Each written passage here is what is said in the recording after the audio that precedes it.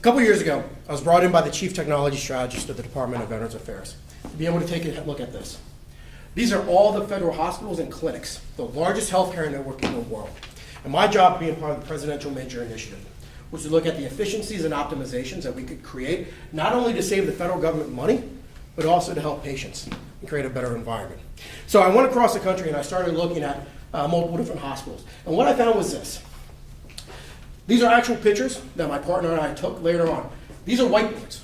I know it's ancient technology, but they're whiteboards with pen and paper and notes scribbled all on them. And we found this at hospital after hospital after hospital. This is how they track their information. This is how they track their workforce. This is how they find out and figure out what's going on with their patients. However, the problem with that is a pretty simple problem. At the end of the day, every whiteboard ends up like this. All of that information is washed away or thrown away if it's been tacked up on a paperboard, which means that there's a significant problem. If you're a hospital administrator, if you're running one of these business units, and you're asked to find a root cause, if you're asked to find why aren't we treating patients properly or why are we losing money, all that information washes away because every week, every day, depending upon your operational tempo, you scrape it out. So my co-founder and I, Michael, had already started looking at this, and he was writing his master's thesis on optimizations and efficiencies inside of the private healthcare networks. And so one of the things that we started doing when we realized that he was seeing the same type of problem that I was seeing is started reaching out to other companies. Now, you're probably familiar with Seton. What you don't know about the Carolinas healthcare system, it's the largest healthcare system inside of North Carolina. You might not recognize Duke Health, but that's the University of Duke, run by Duke Medicine. MedStar Health and Inova Health systems are basically the two health systems that run Washington, D.C. and Northern Virginia. And we started talking with them, and what they told us was that the vast majority of information that they were collecting when they were trying to do lean implementations, that's that efficiency type of implementation, was in pen and paper, and that they also had those whiteboards. And those pictures, by the by, is when we actually went out and started talking with individuals at these hospitals, and we asked to take pictures of their operations, because in the 21st century, it's almost unbelievable that when everything else is digitized, when we have electronic health records and medical records, that data right there, how businesses operate, doesn't exist. So we know that there was a market problem. We knew that we could create a product that could fix it, but the question we had to ask ourselves was there an actual market that was willing to pay for it? And if so, how big was that market? $155 million. Healthcare IT spending in the United States last year was $155 million, and providers say that their IT spending budgets are growing up 40% year over year. For us, we believe we can access 42% of this market, which is $65 million. The market's large and it's growing. So 50% of CIOs say that the cloud will be a major component of their business in the next calendar year, and 90% of CIOs know that the cloud is going to be part of their operations in the next 3 years. So, I'm sorry, would you say that again? 50% of CIOs say that the cloud will be a component of their business in the next single year. So there are concerns about private health information, data loss, integration, things like this, but currently the market doesn't have skilled staff prepared to handle these issues. And that's where our solution and the cloud come into play. It's readily available, versatile, scalable for any size organization. We fill the human capital gap the way that no pen and paper system ever could. So who is our competition?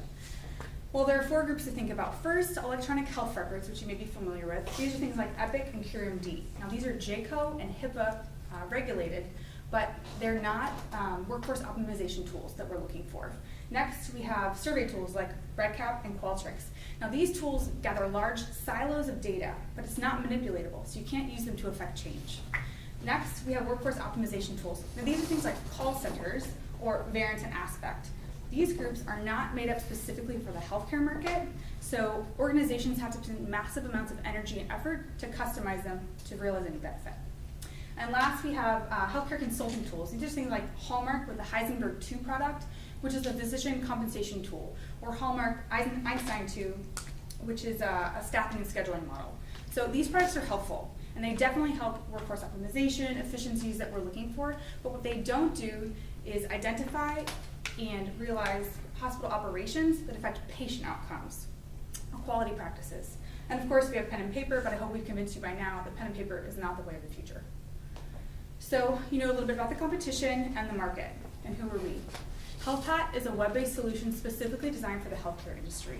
It's accessible from anywhere, 24/7. It's scalable based upon the size of the healthcare institute, and it's multiple access points, so it's always readily available. So our product is good. and our team is also great. Customer service is a top priority, so we have professional service support solutions set up, readily available for hospitals, and all of the service support solutions are part of the package. So is it worth it? Does anyone know the cost to a hospital when a single patient with pneumonia is readmitted, a common occurrence? It's $12,500 per patient per occurrence, which is 25% more than our in perpetuity license for a single facility. So current big data models have holes, right? They take a snapshot of information of different divisions in an organization at a single point in time. And to Josh's point, at the end of the day, it gets washed away. There's no learning that occurs and no root cause analysis. With Health Hat, C-suite decision makers are able to identify problems as they arise and understand what's happening across their hospital system. And then they can dispatch resources to fix the problems. Of course, this information is valuable for hospitals in an operational standpoint, financially, which is good, and from a quality standpoint, but also patients benefit. And of course, we know that per hospital, on average across the United States, they spend $7 million per year on readmission expenses, and we believe Health Hat can mitigate 15% of these costs. So how are we going to mitigate the 15%? Well, we surveyed hospital administration and leadership, and we found that 62% of these respondents are still using a pen and paper method. And they look at these statistics, the decision makers, 2 to 5 times per week. So they need the information and they don't have a tool to do it. So our question to you today, the investors, is how do we take this product to market? It's a great question. With every great product out there, there's also a great team that has to come. That's what you, the investors, are looking at: product, team, opportunity. And we think we formed an amazing founding team here.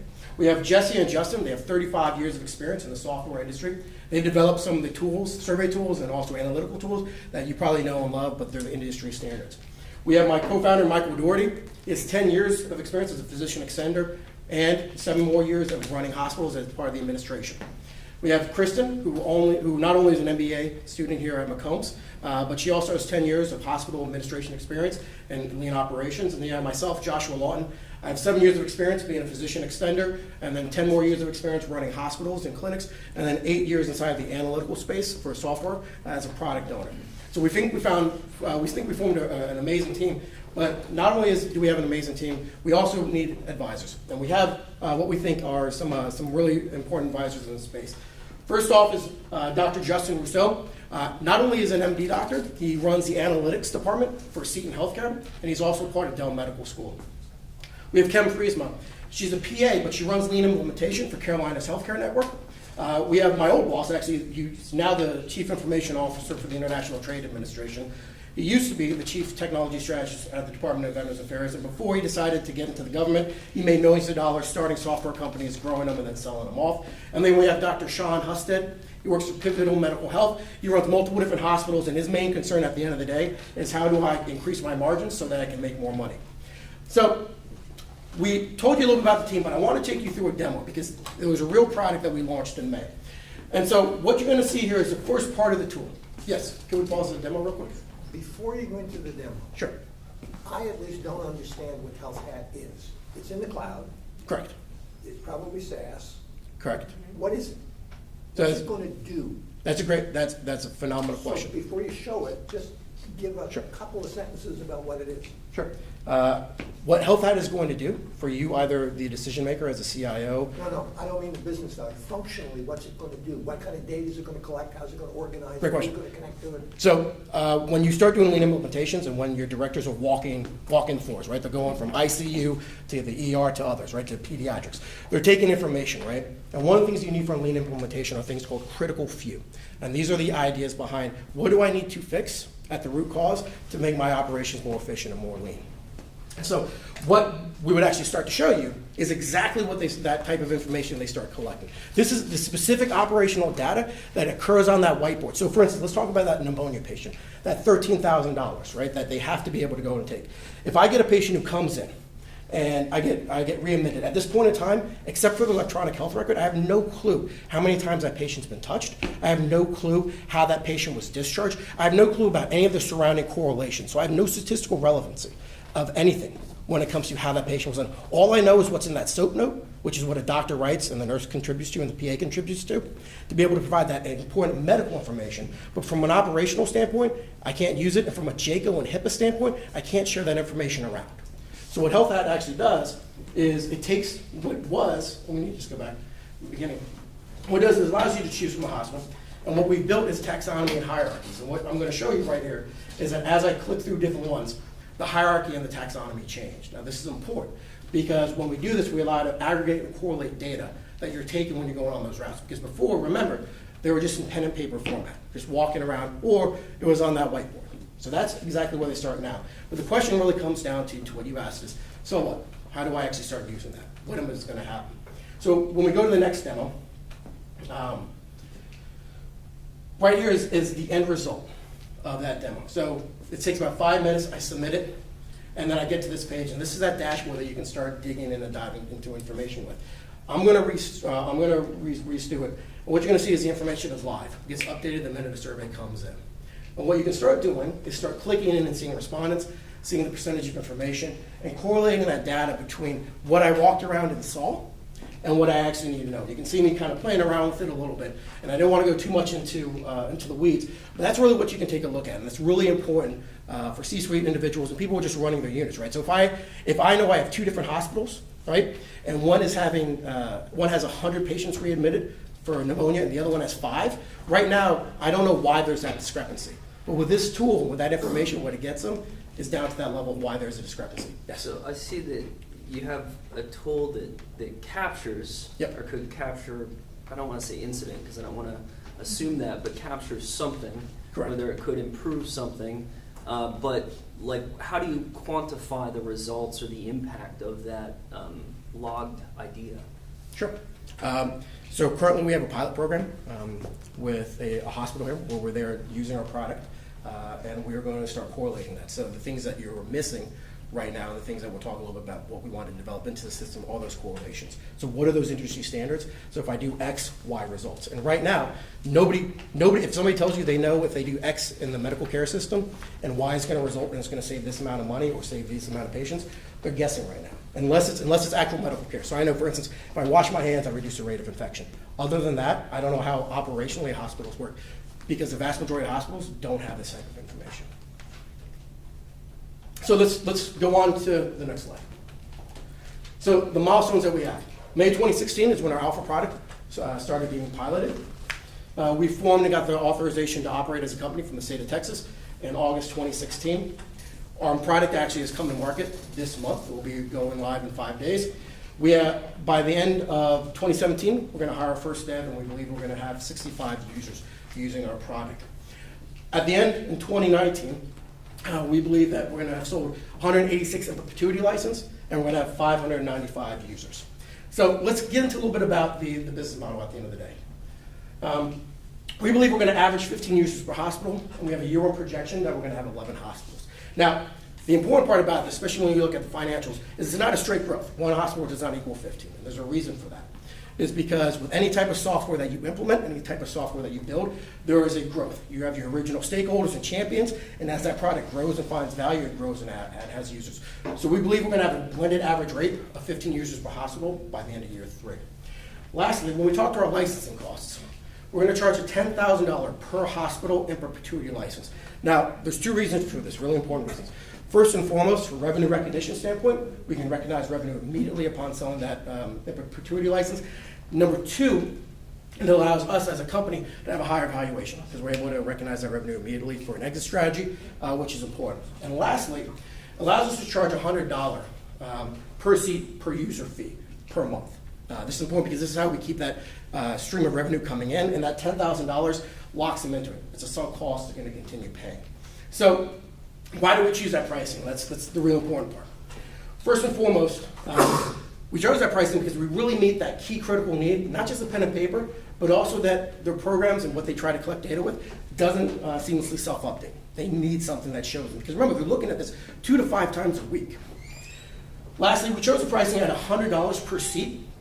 And the reason for that is because we fit right well into that middle portion where we know we're going to get the $100 to $200 a month, and we're going to capture the $200 to $300 a month.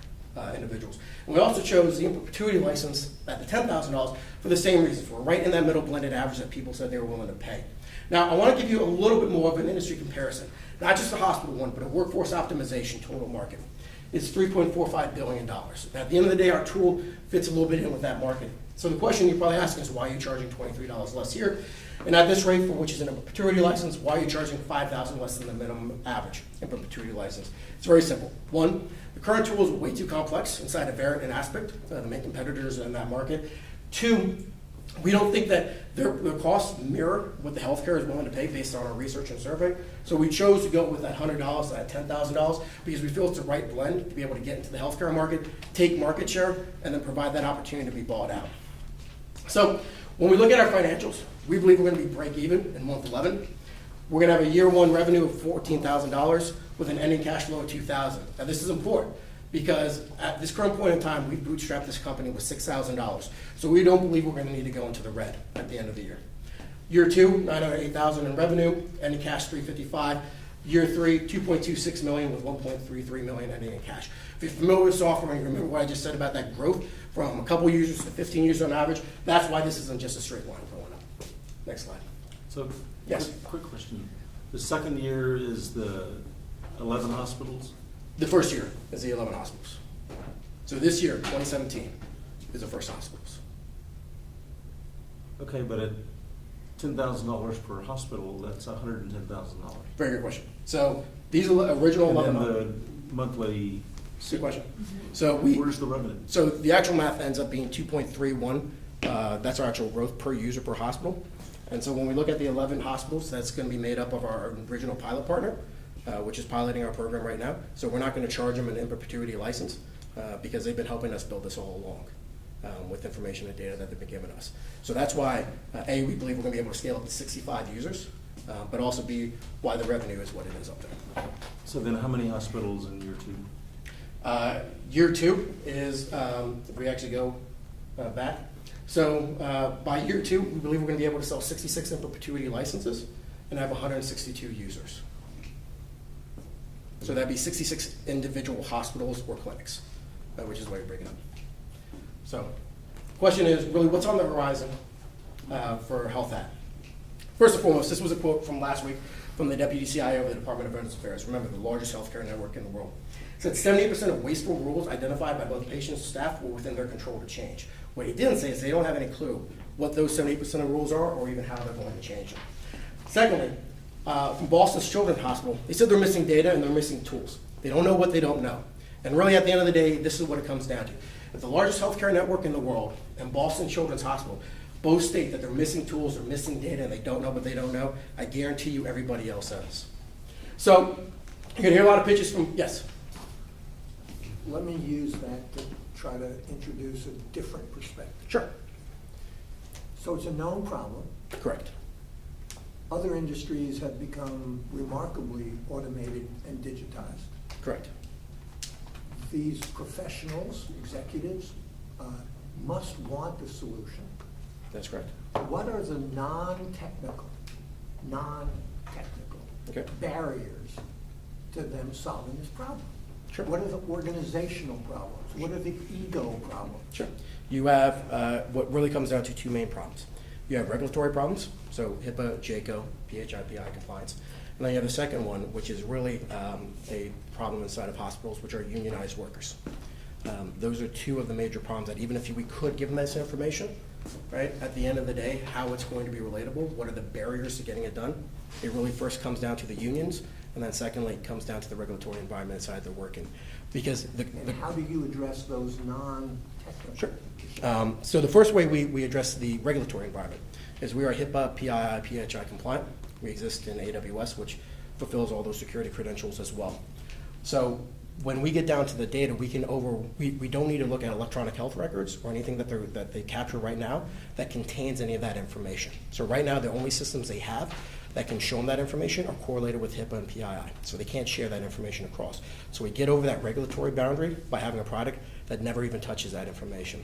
The way in which we get around the unions, be quite frank and blunt with you, is by being able to give decision makers the ability to say, I can save X, right? So if I do Y, X results. This has two impacts. One, increases their margin, so they can actually make more money. And two, the hope is, especially with nurses, because I think this is what's kind of lost, people don't join the medical field because they want to make a ton of money. Most people, nurses, PAs, doctors, they want to help people. And so they're not going to want to have people readmitted for pneumonia and things that can be stopped. So by being able to get to this core of this data, this type of information, we're actually going to help them do their jobs better, which reduces the stress. Because remember, every time you get a readmission for something you already treated in the past, you now have additional workload. And that nurses and PAs and doctors are already overstressed. So we believe that's why. You're going to get a lot of pitches today. You're going to hear a lot of information, and people are going to tell you pie in the sky type proposals. And they're going to tell you what they're going to do. And this kind of comes to your point, Art. I want to tell you exactly what we're doing right now and who we have a pipeline with. That is a firm. in Healthcare, they're going to make up the majority of those 11 hospitals. We've been in conversations with KPMG, fourth largest accounting firm in the nation, in their healthcare advisory practice. They're interested in using our product for when they go out and do healthcare audits. And then lastly, Department of Veterans Affairs. And if you haven't been following what the Department of Veterans Affairs is doing, the Secretary of the VA stood in front of Congress a couple of weeks ago and said that the VA is going to be completely out of the software development game, completely out. And they're going to be out by the summer. So individuals who know what I've been doing, who I used to work with, have contacted me and said, hey, we're interested in your tool. We want you to come in and demo it, and we want to take a look at it. And if you understand the federal contracting space, Health Ad is a service-disabled, veteran-owned small business, which allows us to have sole source contracting authority, which allows them to write a contract straight to us versus going to any of the bigger competitors. So the exit strategy for you and for us, at the end of the day, comes down to two main players. One, IT companies in the healthcare, like Epic and CureMD. They have the electronic medical records, they're already inside of hospitals, but they don't have this type of operational data. So they're going to want to marry it up. Second one, or if you're already in the workforce optimization space, you're looking at Pega, Aspect, and Vera. And they have no current portfolios in healthcare. And if they want to grow their business inside of this market, they're not going to want to go and compete, they're going to want to buy. So we believe that Health Ad is an opportunity for them. Which comes down to our ask to you today. We're asking for $500,000 off a $1.12 million valuation. And unlike a lot of people, we'll tell you exactly what we can use your money for. 70% of that $500,000 is going to go to sales and marketing, 20% towards development, and 10% towards G&A. And you might be saying, Josh, why 70% towards sales and marketing? The reason is this. The only way taking money from any investors at this point in time makes sense is if we ramp up sales and operations and we make more sales. So that's why we have a product ready to go, why we would spend most of it on sales and marketing, because it's going to increase the number of opportunities that we're going to get. It's going to increase our market potential and our market penetration. 20% would go to development. The reason for that is there are features that we want to build in, to your point about the analytics and what and why, that we've done basic ML and AI type learning inside of the tool, but we want to do more. And that more is going to be done when we get more information and we want to build the features. And the other 10% for G&A is because we're realistic. There's always a little bit left over for general administration. So at the end of the day, I really appreciate you taking the time to listen to us. I'm Joshua. This is Kristen. We're with Health Hat. And I want to remind everybody exactly what we're trying to fix here, which is this, that whiteboard we're trying to remove, and get that information in the hands of those doctors and those administrators so they can make better decisions not only for the organizations but also for patients. Thank you.